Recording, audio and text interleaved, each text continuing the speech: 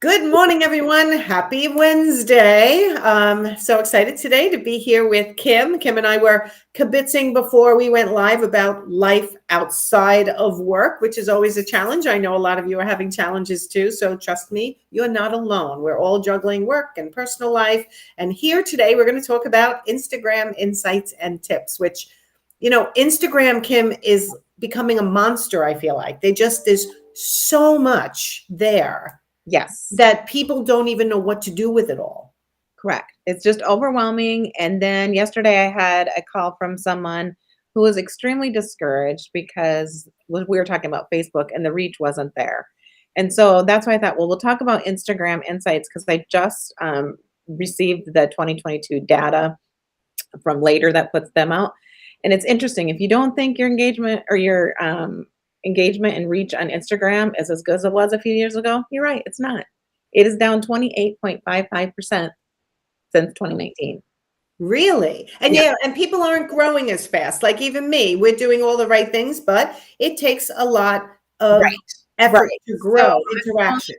to encourage everybody, consistency wins the game, to keep doing it, but the numbers are down all over the place. And Okay. so not to get hung up on the numbers, but instead get hung up on who you're serving, provide good value for them. And when they are ready to do business with you, they've already established that know, like, and trust relationship. And I just want to emphasize that because followers is a vanity measure. It really is more about if you're serving your clients and if you're getting some interaction and you're putting out good content, good things are going to come your way. Period. Correct. Correct. And it's interesting to note that the more followers that you get, you tend to have lower engagement. And this data, this report showed that significantly. So if you have under 1,000 followers, your engagement percentage is going to be higher than, say, even you with, I think we're at, is it 8,000, right around there for followers for I you? don't know. Let me go look. But yeah, probably around 8,500 or so. What are we at? Let's We've see. been Let's see. Nope, 7,800. right. 7,800. So your engagement number percentage wise will be less than mine, which is closer to 1,000. So Yes. people Okay. need to know that as you grow, your engagement number may go down. Doesn't mean you're not doing good quality work, does not mean anything. It's just the way that the algorithm works and their percentages and how they work out. And you know what? It's the same for an email list. People think as they grow their email list, their open rate should be going up or staying the same, but it really goes down. So it's very similar to as you grow your email list, your open rate goes down. As you grow your Instagram following, your engagement could possibly go down as well. Correct. Yeah. And so that's the biggest thing I wanted to talk about for the insights and knowing that we still need to be consistent. So now we'll go through some things on how you can better just utilize the platform. And of course, number one on the list is Reels. Ah. I know, I know, I know. And so I know it's yours and I goal through the next May and June to really focus in on Reels and learn all we can so that we can help educate our audience about that. Yes. But if you are doing Reels, one of the biggest tips right now is to try to use the trending audio that's available. Okay. They're showing that that is like one of the keys to being seen more, people engaging more, is using the trending audio. The second is consider having a story strategy because you can really build your community through your stories and you can create that engagement by asking polls, the questions, sharing polls, and using that emoji slider. And so if you can only do one thing, like, okay, I only can focus on one thing for the next couple of weeks, try to do stories. Try to do 1 or 2 stories a day and see how that increases your community. Okay.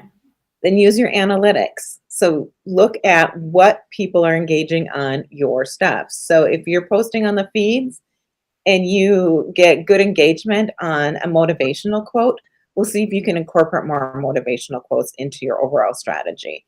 If you get good engagement on pictures of your face, see if you can incorporate your face when you're sharing tips. Like, And that's what's happening to me. Every time I share a picture of my face, I get a ton of comments right, and engagement. And I'm like, okay, guys, like this is just my face, but okay, I'll keep doing it because it seems to be what people are wanting to see while they read. While they, correct. right? Correct. It's gonna Instantly. anything to see when we go through the feed, what stops what stops it for us. And when you go through your feed, I've even noticed when I go through my feed, I'll see like 1 to 2 to 3 reels and then one static image post. So does that mean you shouldn't do static image posts? Nope. If it's a good one, it's a good one. People still Right. want it. And I tend to not be as video heavy myself. Like I'm not a video consumer, I'm a reader. And so you're going to attract your different audiences based on what you want. But if you post stories, monitor to see if people are engaging and not, but give it some try. After a couple weeks, look at see if they're engaging with your if you do a reel.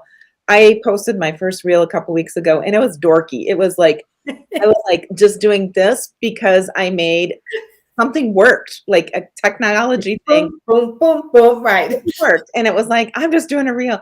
I had huge engagement on that. Well, more than I've gotten for a lot of other things, or I've gotten bigger reach on that. It's like, oh, okay, well, maybe I should try doing that more. So look at your numbers and see what's working and then just do more of that. Okay. And I just want to point out one specific thing that you touched on. Some people are readers like you. Yep. Some people are not readers and video watchers like me. Right. So if your audience is split, that's why it's important for you to use the different neighborhoods of Instagram, not just the wall, but the stories, the reels, the lives, right? And the highlights, like using every neighborhood as you can, not with stress, everybody, a little bit at a time, is going to really help you figure out what your audience interacts with more.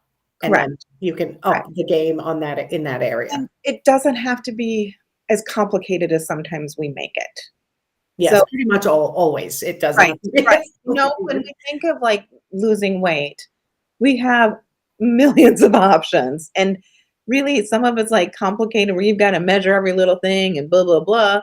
Or sometimes it's just like, okay, I'm going to eat a protein, a starch, and a fat. Like simple wins. Back to basics. Back to basics. And a thing like if you post something in your feed and it's a good tip, a good quote, share it to your stories and then maybe add a little sticker to that to see if you can get some engagement. So there's lots of different ways you can do it without stressing, but finding out, looking at those analytics. Okay. The next one is hashtags. A while back, we talked and said that a change from 8 to 15 hashtags was the magic number. Okay, according to this data analytic report, they were saying 20 to 30 hashtags. So my take is try it, experiment, test it, see what works for your audience. My take has always been, if they're giving you 30 slots, use them if you can, but don't kill yourself using them. Like if you only come up with 8, then use 8. If you come up with 15, use 15.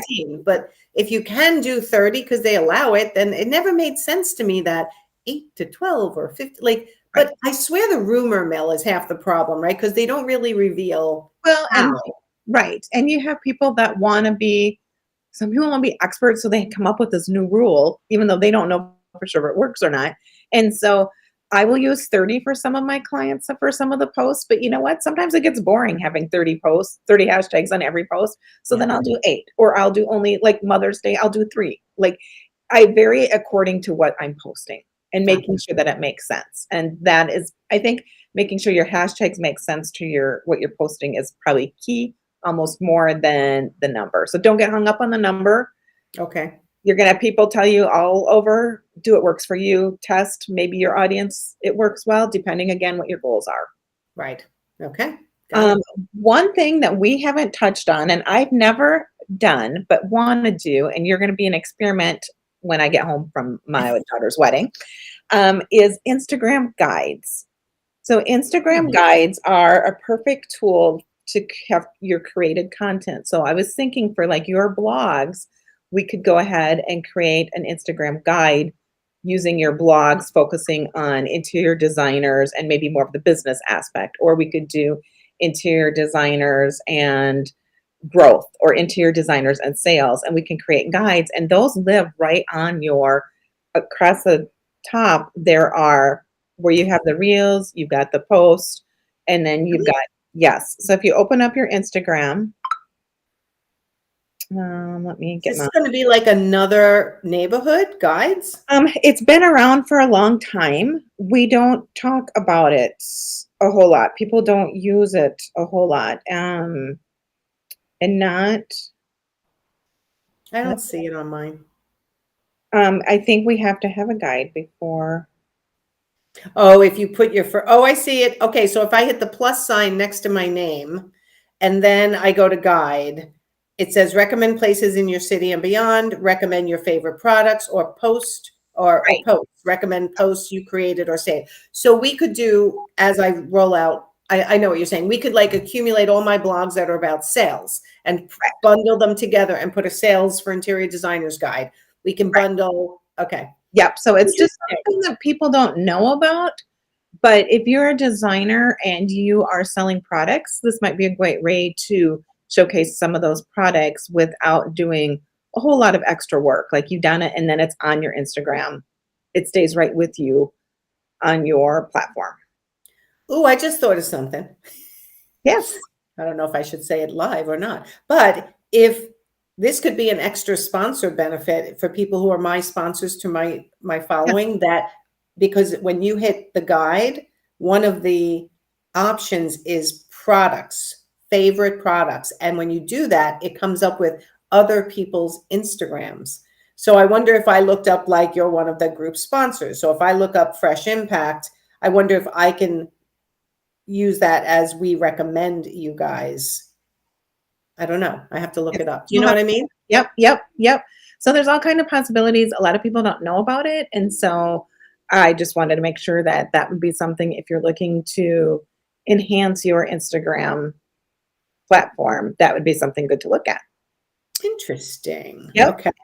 And then the other thing that was actually mentioned in this 2020 industry data report for home designers to make sure that you use before and afters either in reels or carousel posts, that those are doing really well. So Interesting. yes, Okay. I wanted to make sure for all the designers to use those before and afters, that people want to see that, and that has shown some good engagement. And even honestly, for coaches and consultants, there's more than a couple of clients that I'd love to show sort of like a before income numbers and number of clients, number of new consults, and then the after. So it might not be a picture, but it's a picture of statistics, Right. just a few key indicators. So Correct. coaches and consultants who are listening, you can always probably do a before and after coaching little mini visual of a case study. Correct. Yeah, definitely. Most definitely. But that's what people are wanting to see. So those are some quick, excuse me, some quick tips on Awesome. what's up with Instagram. Okay. All right. And I know that I've been talking a lot to my clients about a new program that you're coming out with that I am super excited about because I feel like this fits a niche in the market that is currently not being fulfilled. There's either like do it yourself or I can do it 100% for you. And you came up with something in between. Tell everybody what it is. Correct. We came up with the Fresh Impact Get It You're Done Social Media Club. So basically what we are doing is we will meet weekly and we will work on your social media. We will help you get it scheduled, help you get it planned, help you with any questions you may have. So it's kind of like a co-working time, but I'm available to help guide you and offer any assistance and answer any questions, share any tips that maybe would help. But the goal is that you will bring your marketing and we will meet and you'll have your stuff scheduled out for the next week. I will tell you the first thing I thought of when you started talking about it to me was I will help you make decisions, right? Because I think what locks up a lot of people in posting on their own social media, including me, it's like perfectionism. Like it's not perfect. I don't think it's right. I'm not sure. And I have no one to ask. Oh, forget it. I'm done. And they just abandon it because it's too hard to get it done. Where you're saying, come on Zoom once a week. It'll be a co-working space. Everyone will be in the background, but if they get stuck, there'll be people to talk to. Do you think I should do this? Do you think this is a good idea? Hey, Kim, how do I do this? I don't know how to do this. What else could I do with it? And you'll be there to answer their questions. And that's going to be at a different price point than your company doing it all for them. Correct. Actually, we're going to do a beta test for the summer for 3 months. So For the Okay. summer, right now, we're offering an intro price, which I think is very fair and reasonable. It's $127 a month, or if you sign up for the first 3 months, then it's $330. You'll save $50 if you want to do that. But it's for every week. We're going to show up. I set Friday mornings as a date, as a time. If we get a lot of people in, we're going to divide it up because we're only allowing 10 members. So only 10 people, because I want to make sure that everybody gets the love and attention they need and deserve. So Okay, what are you calling this again? the Get It Done Club. Okay, so guys, if you want to be in the Get It Done Club, which is a social media co-working time every week that you have Kim available to you to help you get your social media planned and posted, and you're only taking 10 people, then I think they better let you know right away if they're interested, correct? Correct. Because we will be starting June 1st. I've almost done with the landing page. So I will put a link in the comments as soon as I get that ready this afternoon. So otherwise they can message me through Facebook, Instagram. Did you say $127 a month? For the first 3 months. It's a beta time, we're testing this out, seeing how it works for everybody, because we want to make sure we provide super value. Oh my God, if I was still doing my own social media, I would jump on that because that's stupidly low. And I'm glad you didn't run that price by me because I would have made it higher. So everyone get in. If you want to be one of the first 10 to get into this beta, get it done. The price will be going up in the future. We just want to get all the kinks out and everything running smoothly before we increase the price. But if you want in at the beta rate, sign up.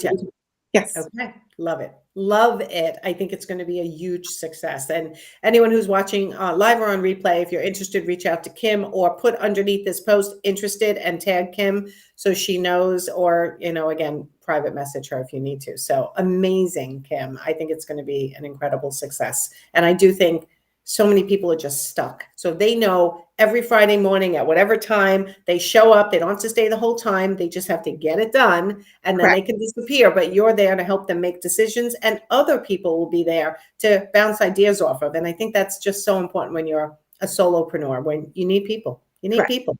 Yes. Yep, it is. I belong to a bookkeeping club and it helped me get my finances straightened because I have to show up every week and I get it done.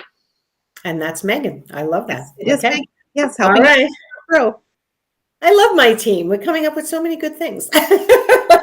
Well, it helps when we have a good coach. So thank you. So, all right, everyone, go have a great Wednesday, and I will see you tomorrow for Thursday Thoughts.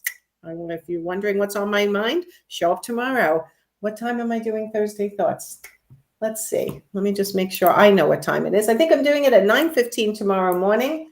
And you'll want to listen in because I'll be picking a topic that's near and dear to the comments in my groups, the comments from my clients, and what I see going on in the industry. So thanks, everyone, and we'll see you soon. Thanks, Kim. have a great week. You too. Bye.